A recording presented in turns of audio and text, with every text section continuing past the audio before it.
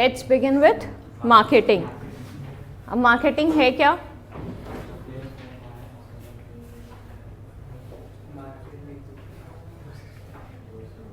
क्या है मार्केटिंग भाई?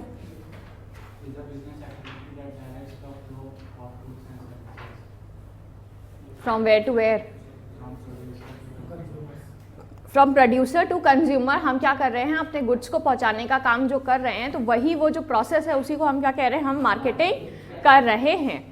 तो अगर हम मॉडर्न टाइम्स में कहें तो ये एक सोशल प्रोसेस बन गया है। क्यों सोशल प्रोसेस बन गया है? क्योंकि ह्यूमन बींग्स में हम डील कर रहे हैं, और ह्यूमन बींग्स में हम डील कर रहे हैं तो एक तरीके से सोशलाइजेशन होगा, ठीक है। तो उस तरीके से हम ह्यूमन बिहेवियर को अंडरस्टैंड करते हुए इस प्रोसेस को एग्जीक्यूट करने वाले हैं। It is the process by which people exchange goods and services for money और for something of the value to them. यानी अगर हम कहें तो हम जब भी एक्सचेंज कर रहे हैं, ठीक है, मार्केटिंग में वही सारी चीज़ें आएंगी जिसमें हम क्या कर रहे हैं, एक्सचेंज कर रहे हैं, और दोनों को ही वैल्यूज़ के रिस्पेक्ट में कुछ ना कुछ मिल रहा है। यानी फ्री ऑफ कॉस्ट वाली चीज़ नहीं है, कुछ ना कुछ वैल्यू एडिशन हमें हो रहा है, तभी जाके हम ये एक्सचेंज का प्रोसेस कर रहे होंगे। फिर आते हैं फीचर्स ऑफ मार्केटिंग में। फीचर्स में देखते हैं नीड्स एंड वांट्स। तो अगर हम मार्केटिंग की बात करें तो मार्केटिंग की ही क्यों जाती है कि हम क्या कर सकें, इंडिविजुअल की नीड्स एंड वांट्स जो है उसको हम सेटिस्फाई कर सके, हम उन लोगों तक उनके ज़रूरत की चीज़ें जो भी वैल्यू एडिशन है उसको हम वहाँ तक पहुँचा सके, तब जाके हम कहेंगे कि हाँ ये मार्केटिंग का प्रोसेस हो रहा है। फिर आते हैं क्रिएट अ मार्केट ऑफरिंग। यानी हम क्या कर रहे हैं, मार्केट में एक ऑफरिंग क्रिएट करने की कोशिश कर रहे हैं। अब ये कैसे हो सकता है? एक सिंपल सी चीज़ कि अगर आपको पता ही नहीं है कि प्रोडक्ट क्या है तो क्या आप उसे परचेज कर सकते हैं? नहीं। प्रोडक्ट के बारे में हम जब ऑफर देंगे तब सामने वाला एक्सेप्टेंस करेगा, ठीक है। हमने ऑफर ही नहीं दिया तो सामने वाला क्या एक्सेप्ट कर सकता है? हमने कहीं डिस्प्ले में प्रोडक्ट ही नहीं लगाया तो क्या हम उसे सेल कर सकते हैं? ठीक, हमने मार्केट में आपके वेबसाइट्स पे प्रोडक्ट को डिस्प्ले या हम कह सकते हैं लॉन्च ही नहीं किया तो क्या हम सेल कर पाएंगे? तो हम ये ऑफरिंग क्रिएट करने की कोशिश कर रहे होते, जिससे कि हम ऑफर क्रिएट करेंगे तभी सामने वाला क्या कर पाएगा, एक्सेप्ट कर पाएगा। फिर आते हैं कस्टमर वैल्यू। तो कस्टमर वैल्यू एड ऑन करना एक सिंपल सी चीज़ कि हम यहाँ पे अभी कुछ भी पे कर रहे हैं, है ना, कोई भी चीज़ परचेज कर रहे हैं तो हम उसके लिए पैसे पे कर रहे होंगे, कुछ भी पे कर रहे होंगे, तो जो हम पे कर रहे होते हैं उसका वर्थ हमें समझ में आना चाहिए। अगर हमें उसका वर्थ नहीं समझ में आता तो क्या हम पे करेंगे? हम उसको पे नहीं करेंगे, और गलती से कर दिया तो कहेंगे कि हम ठगा गए, ठीक है। तो यानी हमें एक वैल्यू मिलनी चाहिए जिस चीज़ के लिए, वो सेटिस्फैक्शन के फॉर्म में हो सकती है, प्रोडक्ट के फॉर्म में, जिस भी फॉर्म में हमें वैल्यू मिलनी चाहिए। वैल्यू मिल रही है तभी जाके हम वो एक्सचेंज का प्रोसेस कर रहे होंगे, वरना हम कर नहीं रहे होंगे। फिर आते हैं एक्सचेंज मैकेनिज्म। तो अब बार बार हम जो एक्सचेंज बोल रहे हैं तो एक्सचेंज का मतलब ही यही है कि हम क्या एक एंड से दूसरे एंड पे प्रोडक्ट पहुंचा रहे हैं, ठीक है। यानी हम प्रोड्यूसर से अल्टीमेट कंज्यूमर तक हम प्रोडक्ट को पहुंचा रहे हैं। उसी प्रोसेस को हम क्या कहते हैं कि एक्सचेंज हो रहा है, और एक्सचेंज पूरा मार्केटिंग का अगर हम कहें तो एक एलिमेंट हो गया जिससे कि हम डिराइव कर रहे हैं। फिर आते हैं following are the important conditions of exchange. अगर एक्सचेंज होता है तो एटलीस्ट 2 पार्टीज होनी चाहिए, ठीक। 2 पार्टीज हैं, ऑफर क्रिएट होना चाहिए, ऑफर क्रिएट हो रहा है, और वो ऑफर किसके लिए, समथिंग, एक वैल्यू एडिशन होना चाहिए, वैल्यू के अगेंस्ट वो ऑफर क्रिएट होना चाहिए, यानी एक दूसरे को किसी के भी रिगार्डिंग वैल्यू मिलनी चाहिए। फिर एबिलिटी होनी चाहिए कम्युनिकेट करने की, दोनों एक दूसरे से कम्युनिकेट कर सके, जब भी जो भी चीज़ है उसको ट्रांसफ़र हो सके, यानी deliver of goods, transfer of property कहें, प्रोडक्ट कहें, कुछ भी गुड्स कहें या सर्विसेज कहें, उसका एक्सचेंज होना चाहिए, यानी डिलीवरेबल फॉर्म में होना चाहिए, ठीक है। फिर आते हैं each party should have the freedom to accept और रिजेक्ट। यानी क्या है ये,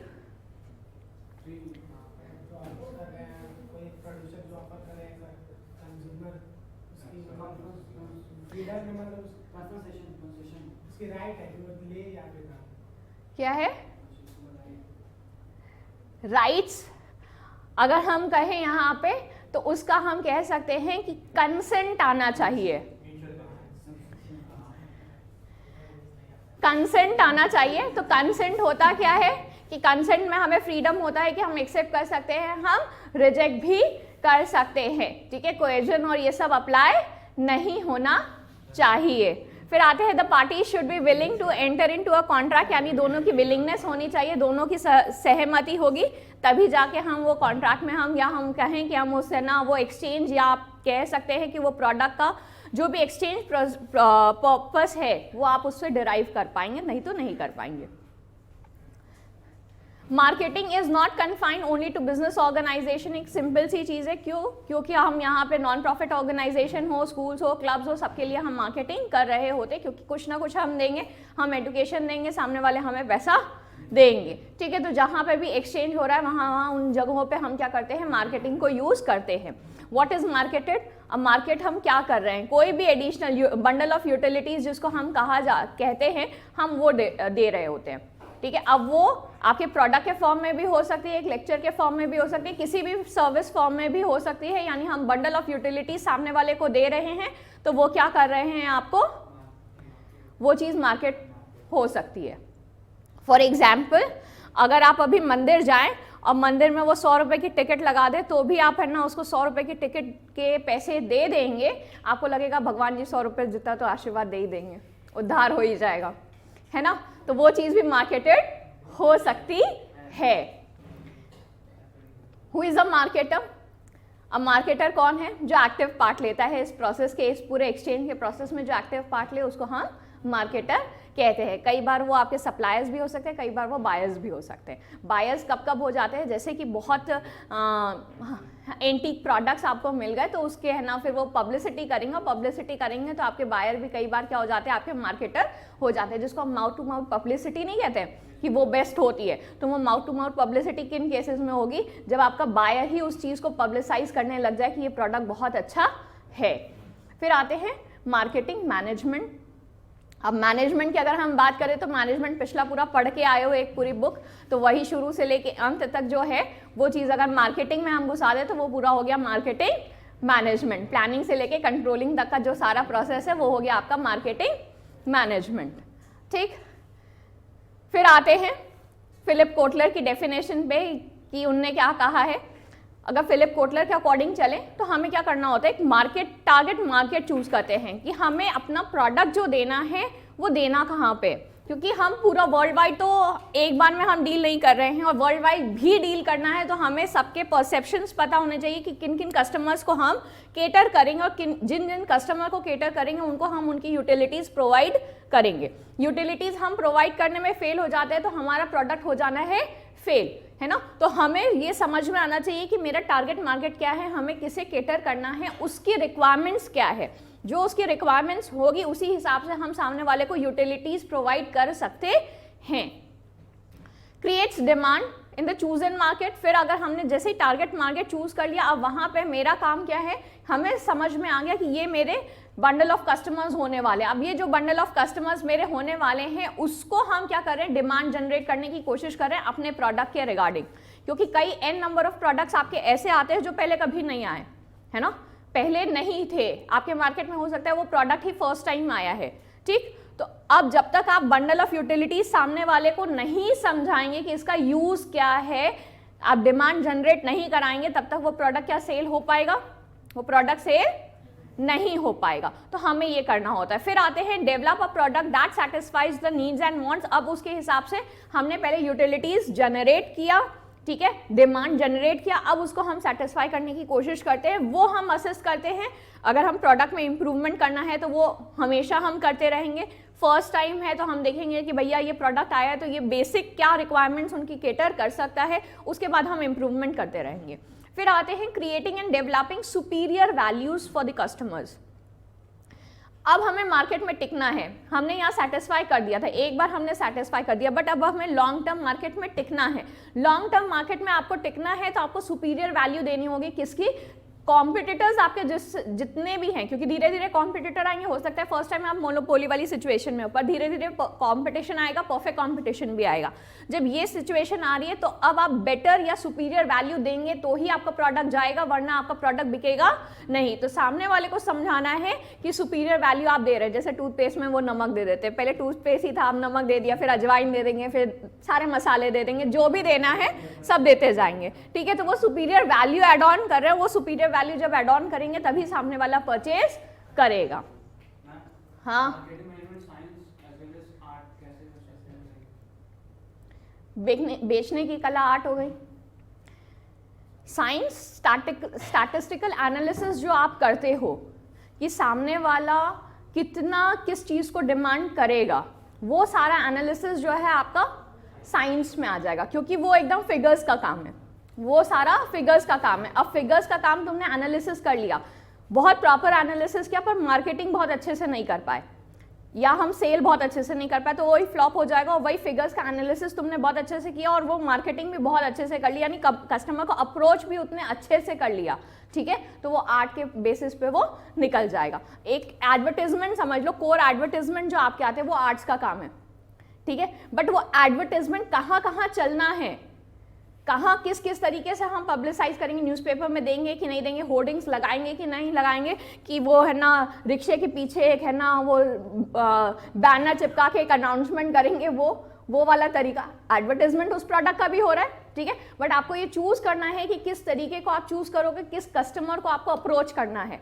हर कोई बंदा वो वाला प्रोडक्ट नहीं परचेस कर लेगा जो उस तरीके का एडवर्टाइजमेंट जा रहा है, पर कई लोग ऐसे होंगे कि आपने बैनर्स लगाए हैं, बहुत सारी चीज़ें आपके, हम कह रहे शोरूम्स ओपन किए, पर हर कोई बंदा उनमें भी जाने में हेजिटेट करेगा। तो आपको समझ में आना चाहिए कि आपका कस्टमर कौन सा है, कौन सा टारगेटेड कस्टमर है, और वो किस तरीके की भाषा समझ में आती है, उसे उस तरीके का एडवर्टाइजमेंट कर लो। फिर आते हैं बुक में जो लिखा हुआ है, लाओ बुक दो।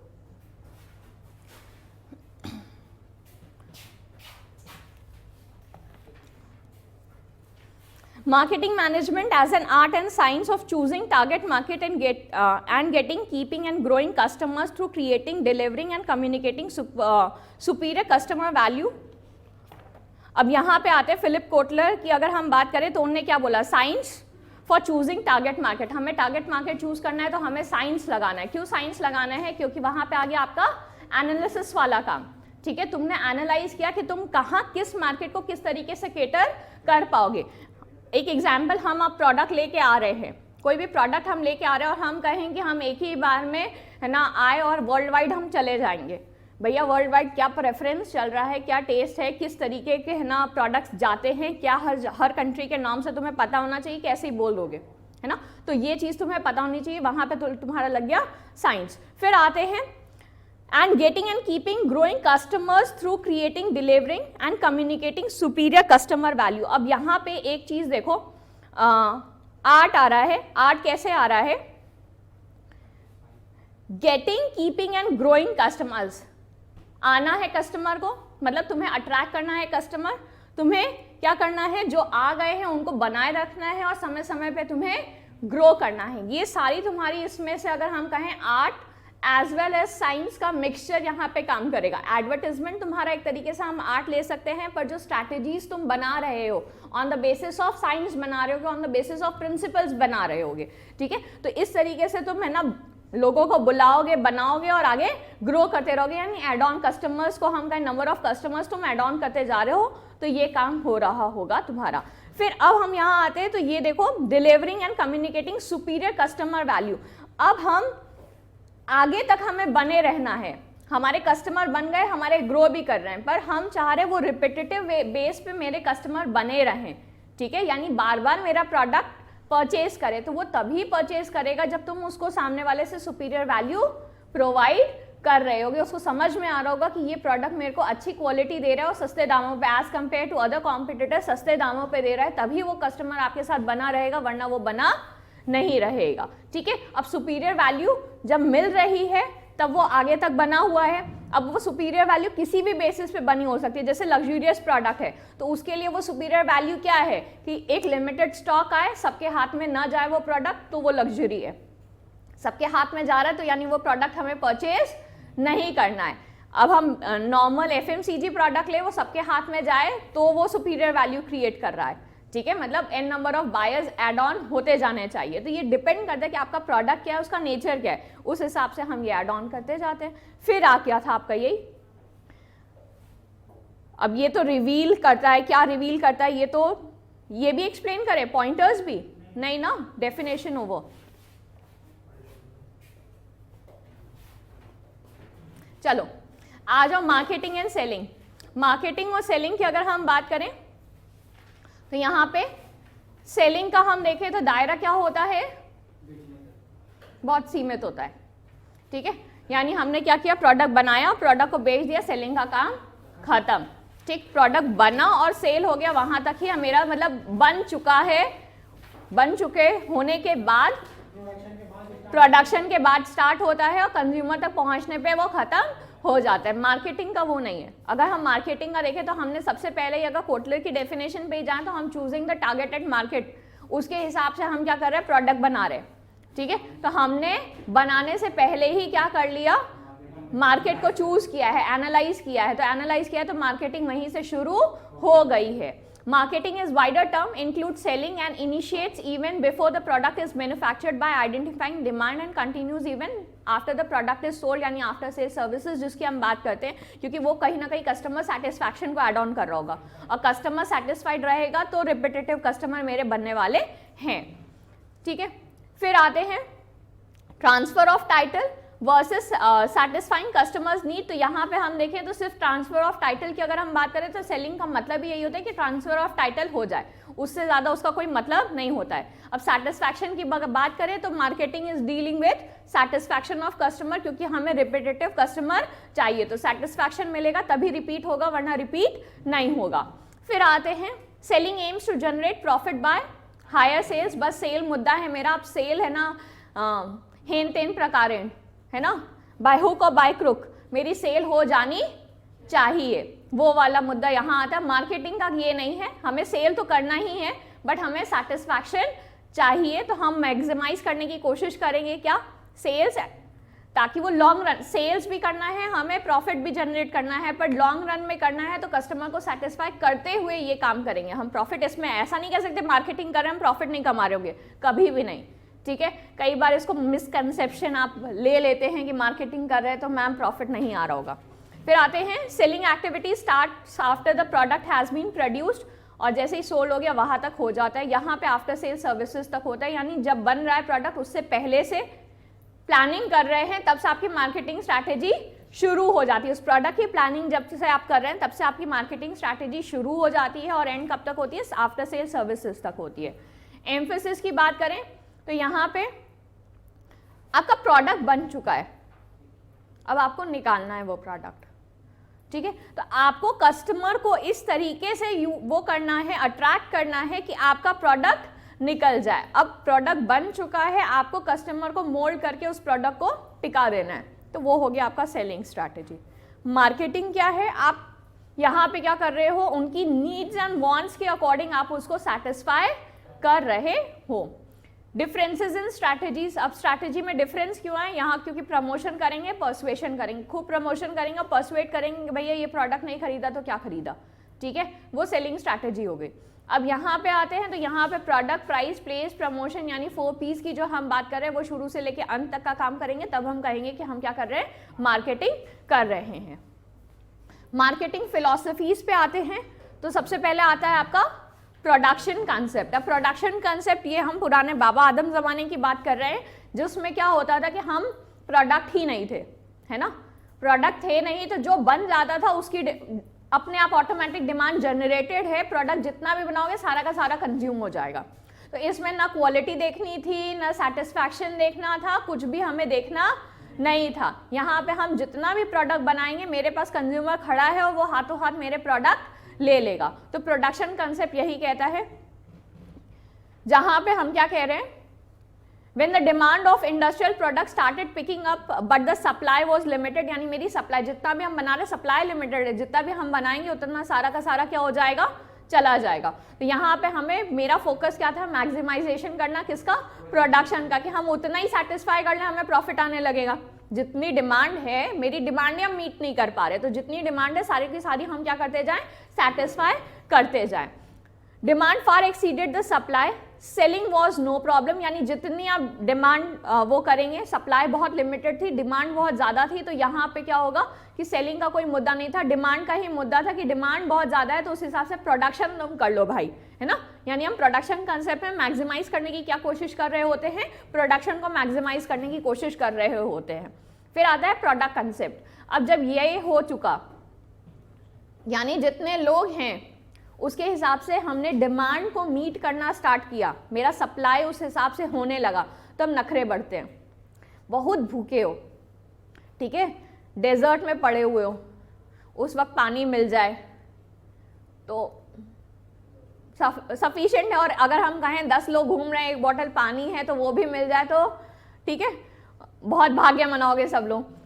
अब जैसे जैसे सप्लाई बढ़ता जाएगा कि पानी जितना चाहिए था उतना मिल रहा है, तो नखरे बढ़ेंगे। अब ये नहीं इसके बाद कोल्ड ड्रिंक भी मिल जाए, कुछ और भी मिल जाए, और कुछ भी और मिल जाए, ठीक है, तो वो सारी रिक्वायरमेंट्स आपकी बढ़ती जाएगी। तो फिर आया हमारा प्रोडक्ट कंसेप्ट। अब यहाँ पे क्या हुआ, with the rapid increase in the supply due to industrial revolution, now availability alone could not ensure demand.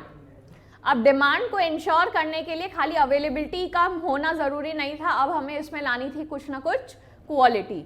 अब हम क्वालिटी देंगे किसी ना किसी चीज की, तब जाके वो प्रोडक्ट हमारा सेल होगा।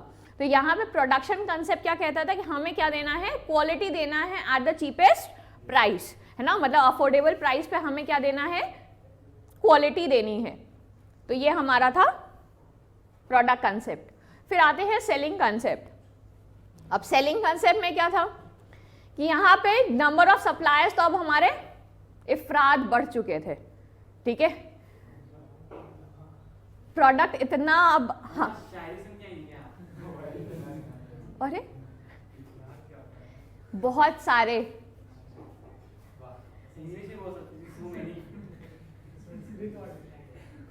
Okay, coming back to English,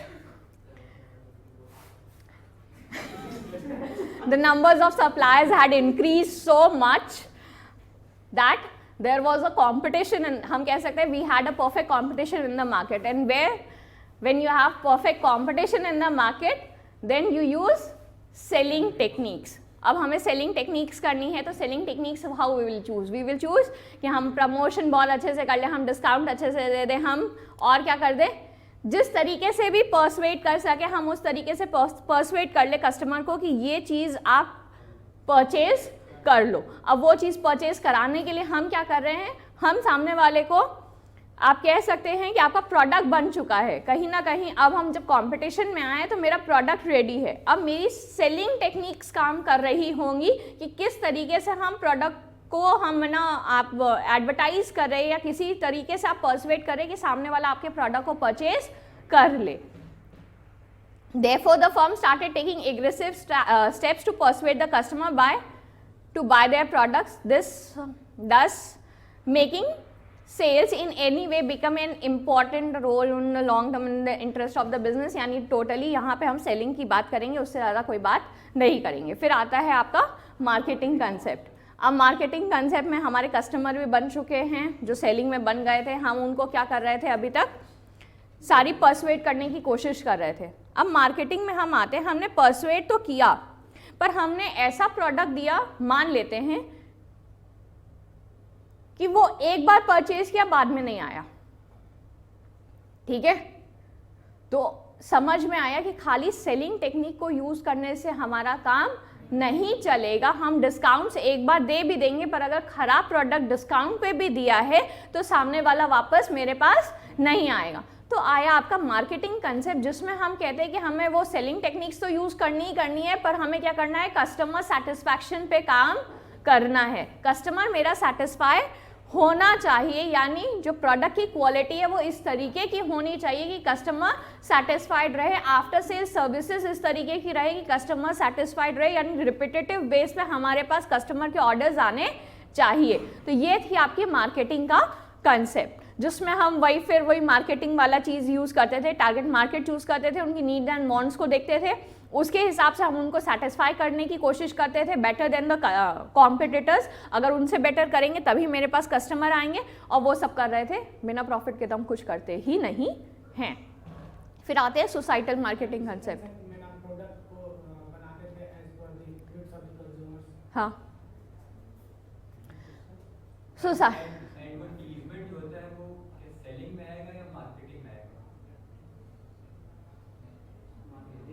marketing strategy है भाई, वो प्रमोशन फिर सेलिंग में क्यों आता है? प्रमोशन और एडवर्टाइजमेंट में क्या आता है? तुम्हारा प्रोडक्ट बन चुका है, एडवर्टीजमेंट कॉमन में तुम कर रहे हो, ठीक है। जब तुम्हारा प्रोडक्ट बन चुका है, अब उसको निकालना है, तो तुम प्रमोट कर रहे हो कि मेरा प्रोडक्ट परचेज कर लो। तो उस वक्त जो स्ट्रैटेजीज यूज कर रहे हो दैट इज प्रमोशनल स्ट्रैटेजीज। एक एग्जाम्पल, मूवीज बन चुकी हैं, बाद में प्रमोशन करते हैं, ठीक है।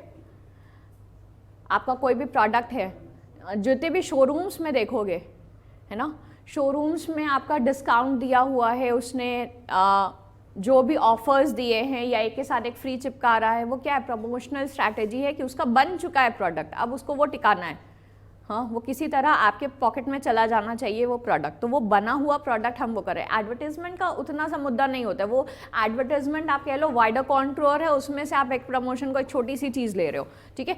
एडवर्टीजमेंट तो उस प्रोडक्ट का अगर हम कहें तो हम जब प्रोड्यूस कर रहे थे तब भी हम है ना नेशनल टेलीविजन हर जगह हम है ना कि कहते हैं सोशल मीडिया हर जगह वो प्रमोट कर रहे थे, ठीक है। मतलब एडवर्टीजमेंट आप करते ही जा रहे हो, तो वो एक लंबा चौड़ा, उसका ज़रूरी नहीं है कि वो उस वक्त ही आप कर रहे हो। उस वक्त जो हम कर रहे हैं वो हम अपने सेल्स को, जो मेरा प्रोडक्ट बन चुका है और वो बैकलॉग ना हो जाए, उस वजह से हम उसको क्या करते हैं, प्रमोशनल स्ट्रैटेजीज यूज करके उसको निकालने की कोशिश कर रहे होते हैं। प्रमोशनल और एडवर्टीजमेंट एक जैसे कॉन्सेप्ट हो ना, मतलब मूवीज का प्रमोशन होता है तो वो एक तरीके से एडवर्टीज ही तो कर रहा है अपनी चीज़ों को, ताकि लोग जाके मूवीज देखें, एडवर्टीज ही तो कर रहा है। अब तुम हर चीज़ को अगर एक तरीके से मिक्स करने की कोशिश करोगे तो काम तो चलेगा नहीं, है ना। तुम ये समझो कि एक हमारा प्रोडक्ट अभी बना नहीं है, ठीक है, हम अभी सोच रहे हैं, तब से हम एडवर्टीजमेंट शुरू कर सकते हैं, बट क्या डिस्काउंट तभी से देना शुरू कर दोगे तुम स्ट्रैटेजीज एंड में उस प्रोडक्ट को निकालने के लिए क्या कर रहे हो, उसकी स्ट्रैटेजीज को यूज कर रहे हो।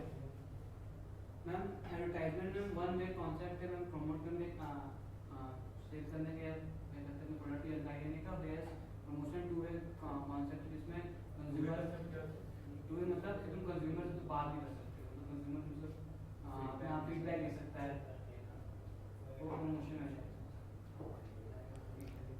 अरे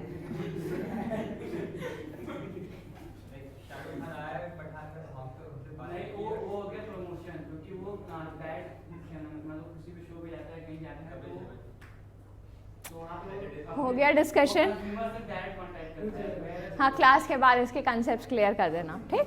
आते हैं social marketing, societal marketing concept. अब सोसाइटल मार्केटिंग कंसेप्ट में हम सोसाइटी हमें याद आती है, जब सारे से हम सेटिस्फाइड हो गए तब हमें याद किसकी आती है, सोसाइटी की, कि हम मेरा सेटिस्फैक्शन हो रहा है पर किसी और का नुकसान तो नहीं हो रहा है ना, तो वो बात हमें बाद में याद आती है। तो इसमें आ गया कि हम किसी और का नुकसान नहीं करेंगे, किसी और का नुकसान करेंगे तो लंबे समय तक हमारा प्रोडक्ट चल नहीं पाएगा। तो ये वाली कंसेप्ट अगर हम कहें तो सोसाइटल मार्केटिंग कंसेप्ट है, जिसमें हम पूरी सोसाइटी को एक साथ लेके चलेंगे कि देखेंगे कि हमारा प्रोडक्ट सबके हिसाब से होना चाहिए।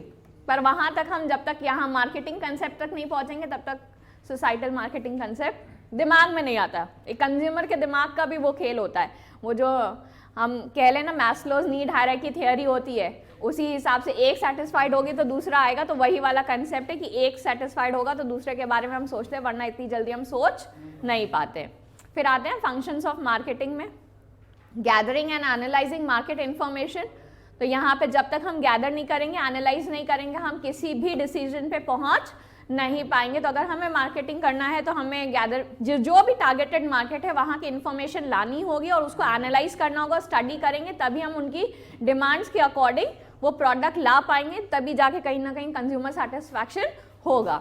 फिर आते हैं मार्केट की प्लानिंग, वही मैनेजमेंट का कंसेप्ट कि हम प्लानिंग करेंगे क्या, कि हम किस किस तरीके से अपने प्रोडक्ट की क्या करने वाले हैं, मार्केटिंग करने वाले हैं। फिर आता है प्रोडक्ट डिज़ाइनिंग। अब जब हमने प्लानिंग कर लिया तो हम उसको डिज़ाइन करेंगे और डेवलप करेंगे जिस हिसाब से प्लान किया है। मार्केट सोच लिया, प्लानिंग कर ली, कर ली, उसके बाद हम आएंगे, अब हमने प्लान ऑलरेडी कर लिया है तो हम क्या करेंगे, डिज़ाइन करेंगे उस प्रोडक्ट को, जिस हिसाब से प्लान किया है उस हिसाब से चुपचाप डिज़ाइन कर लेंगे और डेवलप कर लेंगे। फिर आते हैं, अब जब भी डेवलप वगैरह कर रहे हैं तो हम ये देखते रहेंगे कि कॉम्पिटिटिव एडवांटेज हमें मिले। अगर कंपटीशन है ऑब्वियसली तो हम देखेंगे ना कि मेरा कस्टमर, अरे मेरा जो कॉम्पिटिटर है वो किस तरीके से अपने कस्टमर को सेटिस्फाई कर रहा है और हम उससे बेटर तरीके से करेंगे तो ही मार्केट में रह पाएंगे। तो ये सारी चीज़ें हम देख के अपने प्रोडक्ट की डिज़ाइनिंग कर रहे होते हैं। फिर आते हैं स्टैंडर्डाइजेशन एंड ग्रेडिंग। वो प्रोडक्ट का ऑब्वियसली अगर हम प्रोडक्ट बना रहे होते थे तो मेरे कुछ स्टैंडर्ड नॉर्म्स होते थे, स्टैंडर्डाइजेशन हम लोग करते थे, तो वही स्टैंडर्डाइजेशन और ग्रेडिंग यहाँ पे भी आएगा, जिसमें हम क्या करेंगे प्रॉपर स्टैंडर्ड, क्योंकि जब तक प्रोडक्ट आपके स्टैंडर्ड्स के अकॉर्डिंग नहीं होगा कभी भी वो ब्रांड नहीं बन पाएगा आगे चल के। अगर हमें लॉन्ग टर्म सर्व करना है, ठीक है, वेल्थ मैक्सिमाइजेशन वाले रोल में हमें जाना है, ठीक है, सोसाइटल कंसेप्ट पे हमें जाना है कि हम क्या करें, इको फ्रेंडली और ऐसे ऐसे प्रोडक्ट्स बना रहे हैं, तो स्टैंडर्डाइजेशन उसका होना ही चाहिए। फिर आते हैं जब हमारा प्रोडक्ट बन गया, तो प्रोडक्ट बन गया तो हम क्या करेंगे उसकी पैकेजिंग एंड लेबलिंग। पैकेज और लेबलिंग, क्योंकि अगर हम छोटे बच्चों के प्रोडक्ट्स ले तो वो 90% उनकी पैकेजिंग पे बिकते हैं, है ना। तो वो हम देखते हैं किस हिसाब की पैकेजिंग है, क्या किस तरीके के मार्केट को हम केटर करें, उस हिसाब से हम पैकेजिंग उसको दें। अंदर का प्रोडक्ट जो भी है वो तो बाद में हम यूज़ करेंगे, क्वालिटी बाद में असेस करेंगे। आधी चीज़ें अगर फर्स्ट टाइम परचेज करनी है तो उसकी पैकिंग ठीक ठाक है, पैकेजिंग और वो अट्रैक्टिव है तो हम परचेज कर लेते हैं, तो वो हम प्रॉपरली देखेंगे। फिर आता है आपका ब्रांडिंग। ब्रांडिंग आपकी जो भी अगर हम कहें ब्रांडिंग नॉर्म्स हैं उसके अकॉर्डिंग आप क्या करेंगे, सारी चीज़ें उस पर मेंशन करते जाएंगे और मेंशन ट्रेडमार्क्स वगैरह जो भी है इस हिसाब से आप काम करके ब्रांडिंग कर लेंगे। फिर आता है कस्टमर सपोर्ट सर्विसेज। अब ये अगर हम कहें तो आफ्टर सेल सर्विसेज जो है, या प्लस हम कहें क्रेडिट सर्विसेज वगैरह, ये सारी चीज़ें हम कस्टमर को प्रोवाइड करते हैं जिससे कि कस्टमर को ईजी गोइंग लगे, और ईजी गोइंग लगेगा तो वो हमारा प्रोडक्ट परचेज कर लेगा, ठीक है। फिर आते हैं प्राइसिंग ऑफ द प्रोडक्ट, यानी हम क्या कर रहे हैं प्रोडक्ट के प्राइसेस, उस पर जो भी MRP हम सेट कर रहे हैं वो प्राइसेस हम किस हिसाब से सेट कर रहे होंगे कि मेरा कितना निकल रहा है, ठीक है। प्रॉफिट के अकॉर्डिंग हम प्राइसेस उसकी जैसा कंपटीशन है प्लस हमारी जो कॉस्ट आ रही है उसके हिसाब से हम उसकी प्राइसिंग सेट कर लेते हैं। अब जब प्राइसिंग हमने सेट कर ली है तो हम क्या करेंगे, उसका जितना हो सके उतना प्रमोशन करेंगे। जितना प्रमोशन आप कर रहे हैं उससे आपका क्या होगा कि कहीं ना कहीं कस्टमर अट्रैक्ट होगा और आपके प्रोडक्ट्स को परचेज करेगा। फिर आता है फिजिकल डिस्ट्रीब्यूशन, यानी हम क्या कर रहे हैं फिजिकली सामने वाले को गुड्स पहुंचा रहे हैं। अगर मान लीजिए आपका प्रमोशन स्ट्रैटेजी बहुत अच्छी थी, डिमांड जनरेट हो गई, बट आप फिजिकल डिस्ट्रीब्यूशन स्ट्रैटेजी आपकी फेल हो गई, यानी प्रोडक्ट पहुंच नहीं पाया तो क्या सेल हो जाएगा, सेल नहीं हो पाएगा। तो यहाँ पे हम फिजिकल डिस्ट्रीब्यूशन यानी मूवमेंट ऑफ प्रोडक्ट जो रहेगा उसको हम देखते रहेंगे। फिर आता है ट्रांसपोर्टेशन। फिजिकल डिस्ट्रीब्यूशन आपका वाया ट्रांसपोर्टेशन ही होगा, यानी ट्रांसपोर्टेशन एक मीडियम हो गया जिसको आप चूज करते हैं कि आपका प्रोडक्ट किस तरीके से कहाँ पे पहुँचने वाला है।